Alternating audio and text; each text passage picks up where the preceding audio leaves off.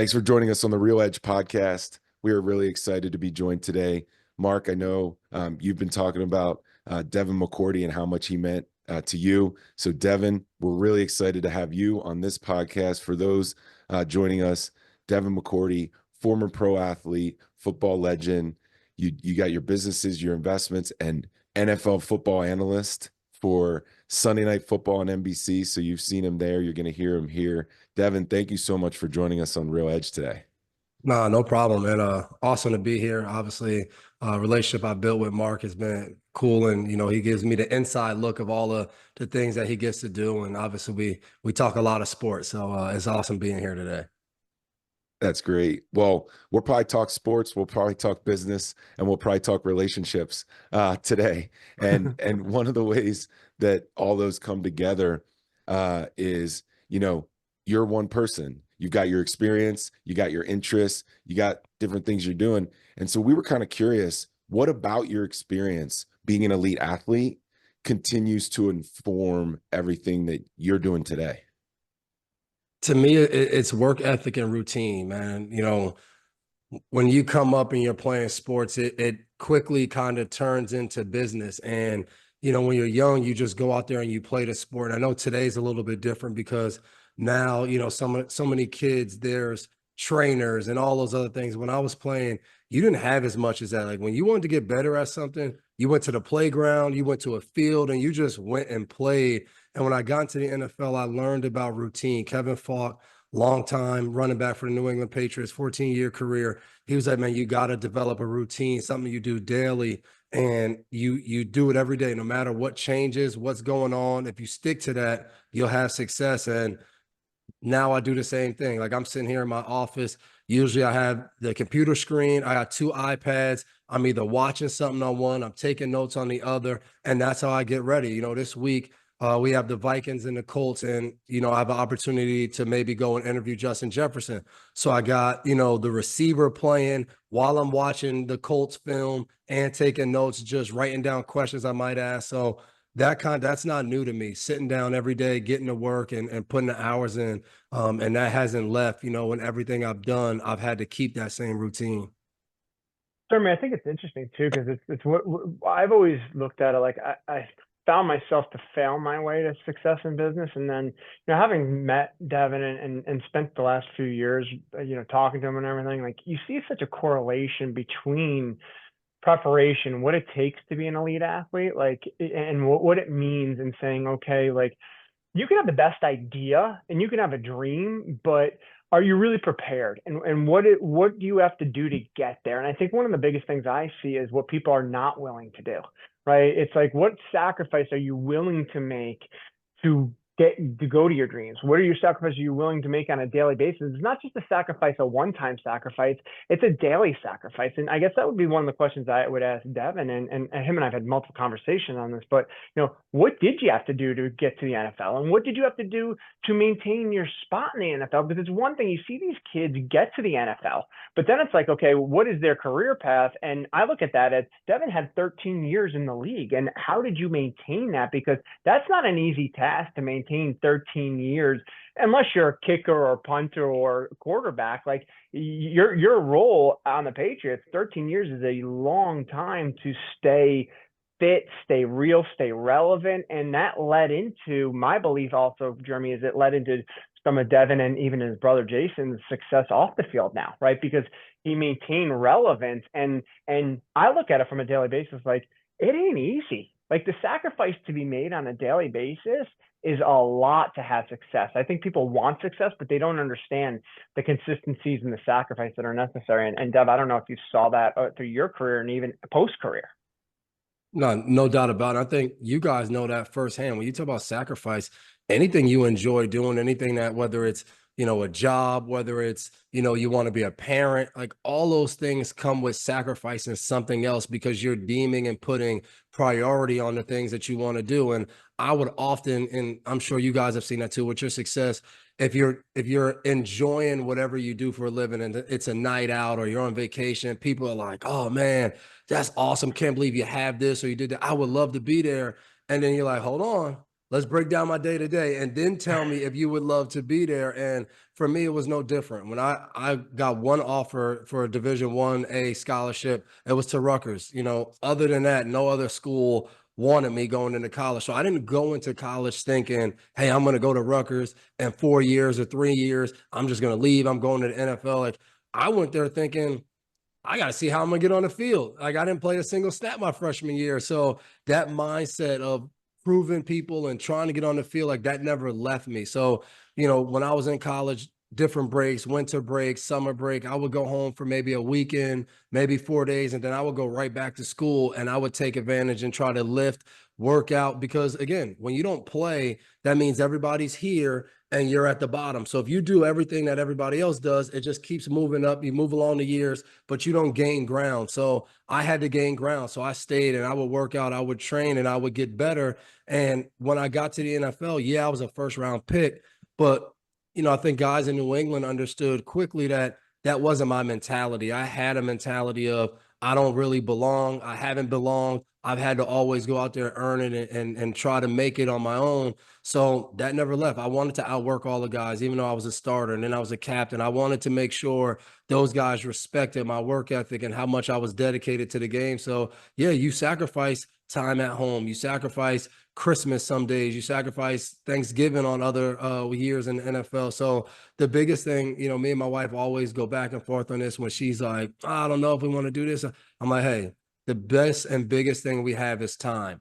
Let's spend our time doing the things we're passionate about that we love. And if we have to sacrifice our time to do something, let's make sure it's something we're into. So I understood that. And, you know, even now, you know, doing media, the first year when I retired, my wife was like, hey, you're gone more now than when you were playing. Like, what are we doing? And I had to take a step back and say, all right, I'm sacrificing too much time at home with my family to do something else that I do enjoy and love. But now I got to look and say, all right, where's my family rank when I say what's important to me? If it ranks above, you know, media and football, then I got to show that with my time. So you always got to take a look at that and understand whatever you want to do, you got to be willing to sacrifice whatever it is to get there. And before you do that, you got to determine, is it worth it? And I've tried to make sure in my life, everything I do where I'm sacrificing, that it's fully worth it. Yeah, you mentioned mindset, and that is such an important part of balancing those things, making those decisions. Can you talk a little bit about how intentional you have to be and you've been, and how that comes out in the choices that you make around spending your time, you know, choosing which opportunities to take advantage of and which opportunities to pass? Can you talk a little bit about that mindset and how you bring that intentional kind of focus day to day? Yeah, man, I was fortunate. You get to be around so many different great people, and I think that was probably the best thing about being in the NFL. And I got to be around Matthew Slater for all 13 years of my career, one of the best men I've ever got the opportunity to be around. And I remember we were talking about leadership and things that you need to do, and he said, when you're a leader, you need to have a servanthood mentality. And when he said that, I was like, damn. He was like, yeah, like everyone thinks about telling people what to do, all that. He's like, no, you need to learn how to serve people. What do they need? And I've tried to be intentional about that. And when he talked to me about being intentional of that, I was like, man, like, how can I be intentional in everything that I do? So even now, obviously the time I spent in the New England area, I'm always asked to be back there and do different things. And last year I did. I tried to make it to a bunch of different things. And this year, with my kids getting older, I've had the mentality of, if this is something I was already involved in, something I built a relationship with, I'm going to try to see if I can fit it in my schedule. If it's not and it's something new, as much as it seems interesting and I would want to support and be there, I've just said no. I was like, hey, I can't, because what ended up happening last year is I would say yes. I would look at the calendar. Me and my wife would talk about it. I say yes to something, and then, you know, it'd be 3 months out. And then over the next 2 months, the kids' school schedule would come out and it would change, and they have like a winter concert or a spring concert. I'm like, man, I said yes to this 3 months ago. Now it's a month out. I can't really tell a person I can't go. But then, you know, we all know, like, when your kids or somebody that's important to you looks at you and says, oh man, I understand, but I just really wish you were there, it hurts you. So I've just tried to make sure that what I sacrifice, I'm looking far ahead, that I'm not saying yes to something because of right now I don't have anything. I'm trying to do a better job of anticipating, hey, you have a 7-year-old, a 6-year-old, and a 3-year-old. Their lives aren't stuck on a schedule. There's no like planner that they plan and everything's in there a year in advance. Like things are going to come up. Make sure I give myself enough availability that when things come up, I can be there. I can do those things because that's what I enjoy the most. Like I coach 6-year-old flag football on Saturdays. I'm having the most fun out of anything I'm doing right now on Saturdays, going into those games and teaching these kids a little bit about football. So I always try to make sure I leave time for that.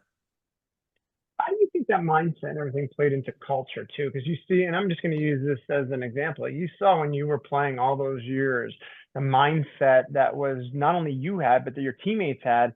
And look at how bad New England's struggling right now to figure that mindset out. And it's not just your mindset, Devin. It's just like, Jeremy, I relate that to business, which is, it's the same thing. Like I always said, business is like baseball, right? Like our business is like sports. Like at the end of the day, there's a lot of those attributes that fit into both spots, right? And why do teams have success? When Dev was playing, there was a lot of talent, but it wasn't superstars, right?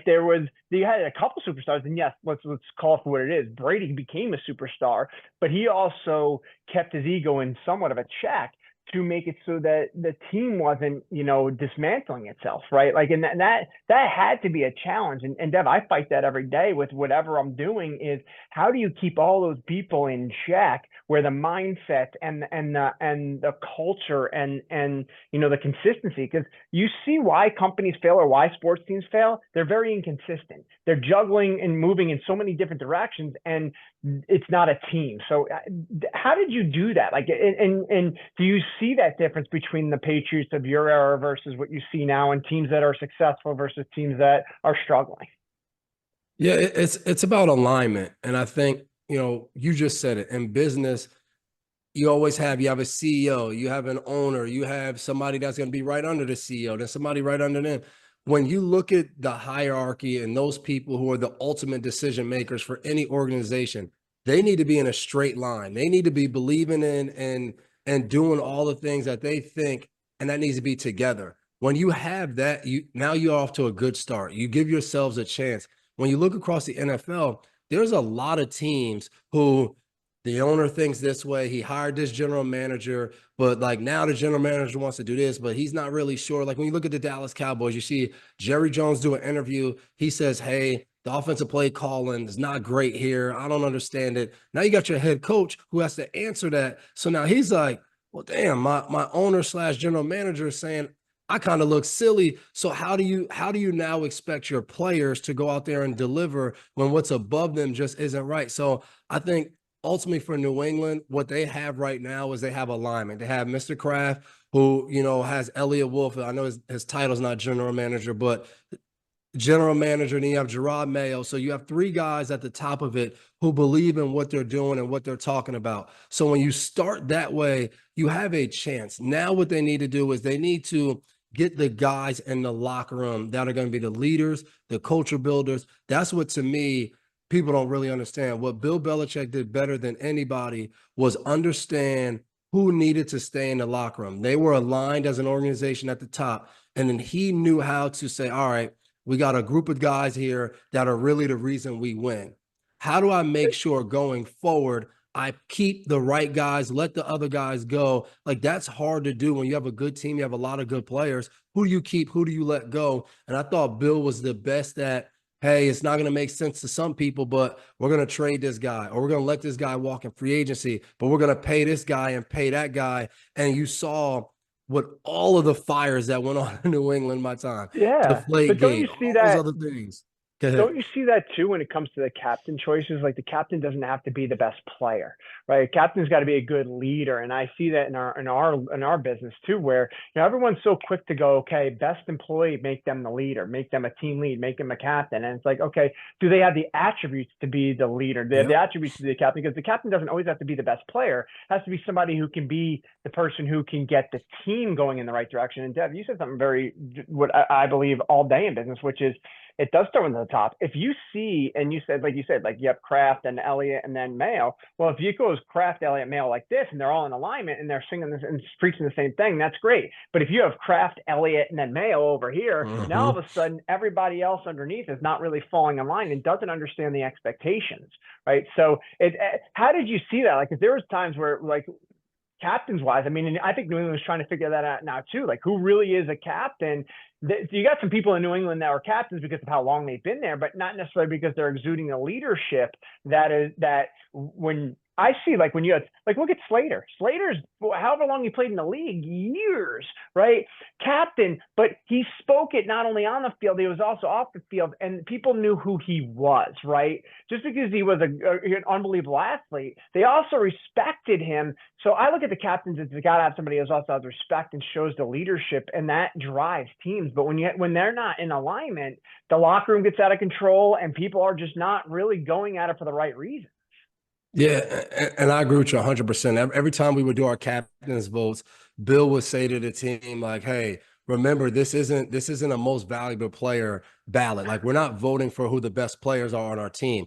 These are the guys, yes, they need to perform, but these are the guys that you want to follow. These are the guys that when times get hard, you got to go and you say, hey, I'm not really sure what we should do, but we got these guys in front of us that I'm just going to step and follow everything they do, and that'll take us to the top. But one of the things that I think is always missing when we talk about leadership and captains on teams, you need players who are some of the best players in the league and at their position to also be leaders if you want to have a great team. When you look at the great teams, the best players are leaders, because when new guys walk into the locker room, they're like, I know who that guy is. I watched that guy in college. I looked up to him. And then they get there and they see, man, that guy's a leader. He's doing all these different things. They want to be that. The problem is you can have really good leaders on your team. They could be guys that are strong character guys, do the right things. But when guys get to the team and they're not really familiar or they don't think they're that good, they're like, like, I get it. He's a leader here, but that's not really what I want to be. I want to be a superstar. I want to be this.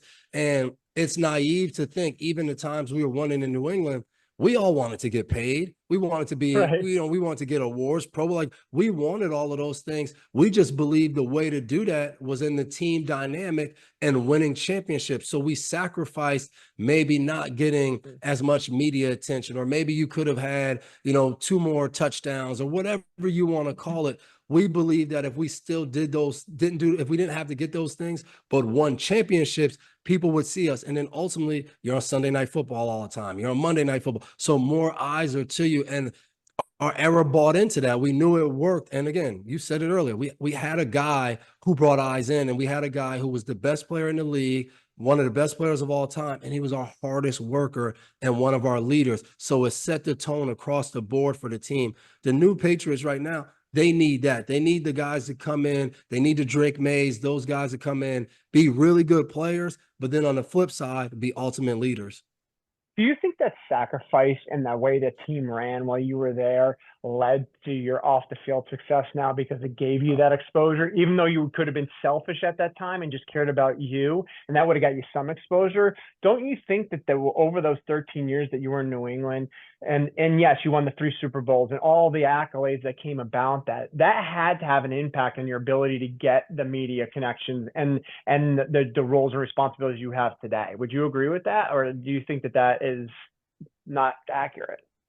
No doubt about it. Like, if you want to go into media after, be one of the top players that ever played a game. That's going to lock you in. First ballot Hall of Famer. If you're not that, there's nothing better when you turn on your TV and you see 2-time Super Bowl champion under somebody's thing, or Super Bowl champion, or 3. Like, when we see those things and we're listening to somebody, we're like, okay, do I remember them as a player? Usually we're like, yeah, I remember, like, that was a pretty good player.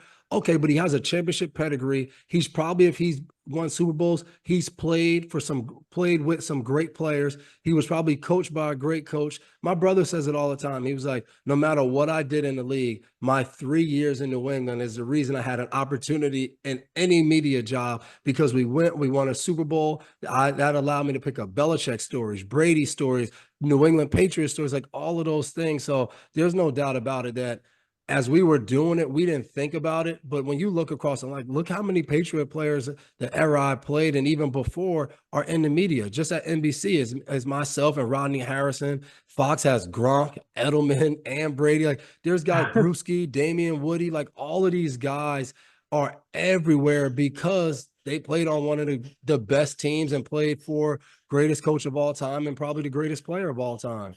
And people like you guys too. That's the other thing too. That there was such a different era. I mean, it was different. I mean, Devin, I'll never forget the first time we met. I had no friggin' clue we were gonna meet, right? And it was just like, okay, there wasn't this expectation. There wasn't anything other than, just two dudes sitting in a suite at the Red Sox game after you retired and had no. Jeremy, just so you know, the first time I met Devin, I had no intention of meeting Devin. He shows up at the Red Sox suite, and all of a sudden, it's now 2.5 years later, and we become friends. And I've learned a lot through just how Devin acts. Like one of the biggest things that I struggle with, and I'm going to share this, was time. Right? Dev knows how often I'm getting hit up for charitable donations and everything else. And the one thing he said to me is Mark, you gotta enjoy what you're doing. You gotta be passionate about it. It's going to be nonstop for you to get hit up. And I think that's one thing that I learned from just even in business wise now is like, what's important to me? How do I make it? There's only so much time in a day. And if you're not really enjoying it, you probably really shouldn't be doing it. Exactly. Absolutely. I mean, I think one of the things that it drives everybody is you have that mindset you mentioned earlier, you have the discipline, and then you build that alignment that organizations need. You build it around your own schedule, you build it around your own needs as well. And if you do what, Devin, if you do what you were just saying and you build that habit, you build that discipline, you build that focus, you can kind of build whatever you want after that. You can build whatever kind of business you want, whatever kind of career you want, because you've done the things that you need to do at each level, even in your own life, even in your own career. And that's what's so unique, because I'm sure, like I've talked to Mark a lot about it, but like you guys already know that you've probably, whatever you do now, that's probably not what you started with. You probably were doing something else. You switch, that's not a big deal to so many different people who go to school, come out and they join the workforce, or they're entrepreneur and they're trying to like figure things out. Like you're used to being able to jump in and out of different sectors and still be successful in it. For a lot of us as athletes, we're like, man, I always wanted to be an athlete. So I got to be an athlete. No one ever told me like the skills that I was developing could translate into all of these different things until you start to go do them. And there's so many things out there now. I'm a part of something called Pro Athlete Community that helps athletes realize what their skills and talents are in so many different things, which is awesome to be a part of it. But until you actually go do it and say, okay, like I should be walking around with a certain level of confidence that I can go and do these things. A lot of guys struggle, and you see the statistics are through the roof of guys doing, divorce rate or substance abuse or broke, because guys they're not sure that the skills they've learned can translate into something, whether you even need to make money, but something that you can enjoy and be passionate about, because no other really jobs you get to retire in your late 20s or early to mid 30s. And then people are looking at you like, that's the first thing when I retired. People are like, well, you're good financially. You don't have to work. And I was home for 2 months without a job. And I was like, I got to do something. Like, I can't drop my kids off at school, watch Netflix all day, pick them up. Like, my kids will grow up and think that that's the way you do well in life, not doing anything, because they didn't get to see the high school Devin McCourty, college, and then early years in the pros. Like, they didn't get to see that part of it. So you just have to learn how and what you're passionate about, like Mark just said, and then how you can go and use those skills and then use them to the best of the ability, while also developing new skills from people that you never got the opportunity to be around, learn from them, and incorporate it the same way you did learning from coaches or veteran players when you first got to whatever professional league you play in. How do you think networking played for you, especially afterwards? Obviously, one of the things you see in NFL is people go just to go play, but they don't realize in 10 years from now what is they're going to do after, and they're not setting themselves up for that after. Where, Jeremy, I look at it too from just a business aspect of it. Look how important the network becomes, right, and the sphere of influence. And Deb, what did you see during your time playing of that, and now what do you see 2 years removed from the league? Like, would you do anything different in those 13 years, or would you give any advice to those these kids now as to what they should be doing or looking at doing, because I think it goes hand in hand. I mean, Jeremy, we talk about it all the time that the network is an enormous piece of your success and trustability. So it's one thing to have a network, but people trusting you and liking you is also another piece of how successful you become with that network.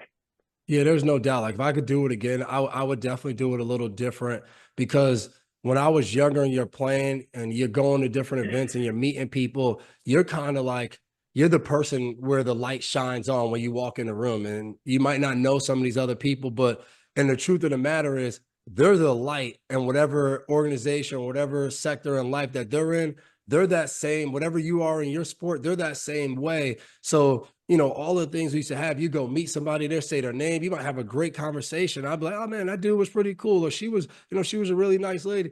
And then I would just walk away and that would be it. And if I could do it all over again, I would have taken more of an interest in, hey, let me get your email address. Hey, would you mind grabbing lunch? Or just doing those things to learn more about whatever I might want to do or not want to do, but just learning more about other people's journeys and what they've done, because that's where I've learned the most from. Like everybody that I've met through my time in New England and we've sat down and become friends, I learn more about who they are from their journey than, you know, some skill they might teach me or different things that, you know, that they do well in whatever business or thing that they're in. That's what it's all about. So I would no doubt do that differently. And I did it towards the end of my career, but I look back and say, like, man, like what if at like by year 3 or 4 where I knew what to do, I had a routine as a player, what if I just started just dabbling into a bunch of other things, and not to like make money or know I'm going to do it, but just to meet friends and know people that are doing things, because that's what you guys all know. We get texts or calls or emails from people like, hey, I'm looking to go and be involved in this. Do you know anybody? And how cool it is to be like, man, I could set these two people up and it'll be great for both of them. So I would love to just do that a little different when I was younger. Yeah, that's great advice. I think one of the core things that we've been talking about with, especially with Trust, Mark, is, you know, it's all about relationships. We can do all these amazing things with technology. We can do all these amazing things with business and in media. But when it comes to the end of the day, it's who are you leading? Who's on your team? How do you have alignment? And people are still at the core of everything. And those leadership lessons, that life experience, I mean, it's obvious why that comes out in your work today. When you look at it, Jeremy, like the trust, the experience, the culture, it leads to the end result, right? Like I think a lot of people focus on the end result so much and so hard that they fail to do the rudimentary fundamental things that get you to there, right? Yeah, and it's they're about the so afraid process. of the failure behind it, right? And Dev, you just said it's the process, right? Like you don't become an elite athlete without a process. You don't become a great business owner without going through the trials and tribulations and the process and the failures that it takes to get there, right? Like Jeremy, you said you're in the end set, you're 14 years. Like I'm over 20 years doing this. And it's like what people see is a success now, but let's go back to the 14 years, 20 years ago. Okay, let me walk you through that journey. Like, do you want to sit down and spend the weekend and go through all that and understand? And I think people just, and people see it. They just want to see what the byproduct was. And it's like, okay, do they see the 18-hour days? Do they see the 100-hour work weeks? Do they understand the pulls that you get on the network and everything? So it's an interesting thing. And you're right. Like you look at technology and you look at all the stuff, and it's like now you got the AI stuff, and technology is making it easier, but it's actually making it more complicated, right? And I'm sure Devin's seen that in just the media side of it. Like all of a sudden, it's not just like calling a game. It's like, okay, I got all these screens, I got all this stuff to worry about, I've got all this other stuff, and it's like, okay, this is great and trying to kind of makes it easier, but now I'm trying to juggle all this, and you got to almost be a student of your craft here and figure that piece of it out in order to be successful. Yeah, and that's what to me is so special. Like you said it, Jeremy, like the relationship part of it, you can't ever overlook that. No matter how much technology or anything they put into it. Like I played a sport for a living. It comes down to, do you win one-on-one matchups? Do we score more points than the other team? But ultimately, how we did that was off strong relationships in the locker room. And I read the book Culture Code, and we always think of like these cultures, these great cultures over time, and we think of it as like that institution, the New England Patriots, the culture there, all these sports teams were like the Pittsburgh Steelers, this culture that they have. And we think of like when you walk in the building, you walk into that culture. Like that's not true. Like you don't go work at, Amazon or Google or something and think that like as soon as they give me my badge, I scan in and I'm a part of the culture and everything clicks in. No, like culture is people. It's the people that's in the building. So if you keep bringing the right people in, culture continues. You enjoy that culture.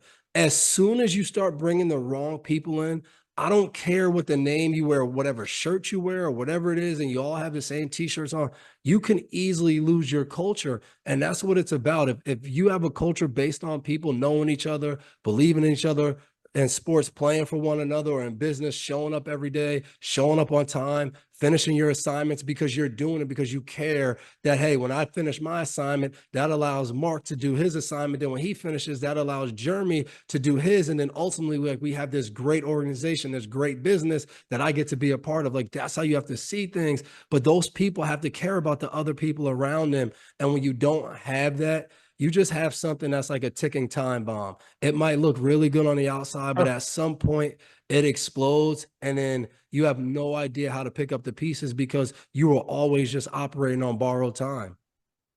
Absolutely. That is incredibly powerful for the leaders and those listening. Devin, we know how valuable your time is. We mentioned how time is our biggest asset. So thank you for spending this time with us on the Real Edge podcast. This is an incredible message for everybody. We're going to be looking up to you and watching you and everything you do. So really appreciate that you spent some time with us and shared your experience today. Nah, man, love what you guys are doing. I think anytime the crossover between sports and business and people having the opportunity to get to know each other's why and all those different things, man, I think it's awesome. So appreciate you guys inviting me on here today. Thanks, Devin. Appreciate you. Thank No you. problem. Talk to you later, bud. All right, guys. All right, we'll Take cut it care. there. Thank you, Devin. Thanks. Really good to All see right, you. man.